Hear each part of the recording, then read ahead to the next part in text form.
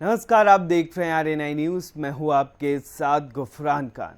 प्रवर्तन निदेशालय के अधिकारों और prevention of money laundering act को चुनौती देने वाली याचिकाओं पर सुप्रीम कोर्ट ने बड़ा फैसला दिया है।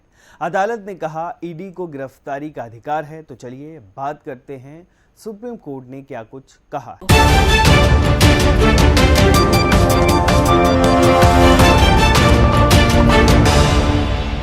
अदालत ने PMLA के तहत प्रवर्तन निदेशालय को मिली गिरफ्तारी के अधिकार को बरकरार रखा है। सुप्रीम कोर्ट ने कहा कि मनी लॉन्ड्रिंग के तहत गिरफ्तारी मनमानी नहीं है। कोर्ट ने PMLA के उन प्रावधानों की वैधता को कायम रखा जिनके खिलाफ आपत्तियां लगाई गई थी। पूर्व केंद्रीय मंत्री P चिदंबरम के बेटे कृति चिदंबरम, महाराष्ट्र सरकार के पूर्व मंत्री अनिल देशमुख, जम्मू कश्मीर की पूर्व मुख्यमंत्री महबूबा मुफ्ती समेत 242 याचिकाकर्ताओं ने PMLA के तहत ईडी द्वारा की गई गिरफ्तारी, जब्ती और जांच की प्रक्रिया को चुनौती दी थी। सुप्रीम कोर्ट ने क्या कुछ कहा है, चलिए बताते हैं। ईडी का गिरफ्तारी का अधिकार, सीज करने का अधिकार, संपत्ति अटैच करने का अधिकार, रेड डालने का अधिकार और बैन के अधिकार बरकरार रखे गए हैं। सुप्रीम कोर्ट ने कहा, शिकायत ACIR को FIR के बरकरार नहीं माना जा सकता। ये ईडी का इंटरनल डॉक्यूमेंट है। सुप्रीम कोर्ट ने कहा कि ACIR रिपोर्ट आरोपी को देना जरूरी नहीं है। गिरफ्तारी के दौरान केवल कारण बता देना ही काफी है।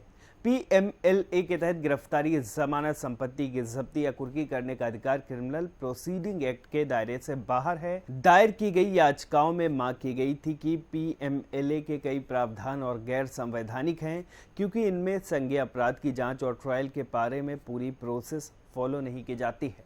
इसलिए ईडी को जांच के समय CRPC का पालन करना चाहिए। इस मामले में सीनियर एडवोकेट कपिल सिब्बल और अभिषेक मनु सिंघवी समेत कई वकीलों ने अपना पक्ष रखा था।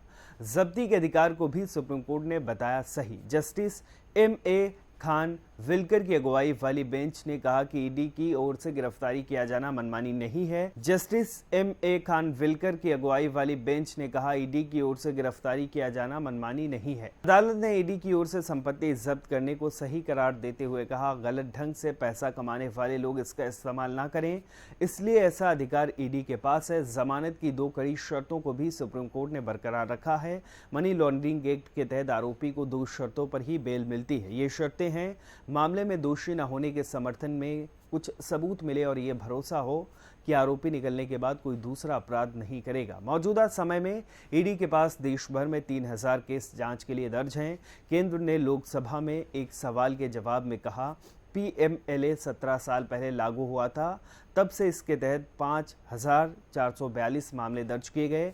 महज 23 लोगों को ही दोषी ठहराया गया। केंद्र ने लोकसभा में एक सवाल के जवाब में कहा, PMLA 17 साल पहले लागू हुआ था, तब से इसके तहत 5422 मामले दर्ज किए गए। महज 23 लोगों को ही दोषी ठहराया गया। ईडी ने अब तक 1 लाख करोड़ से ज्यादा की संपत्ति अटैच की और 992 मामलों में चार्जशीट दायर की है।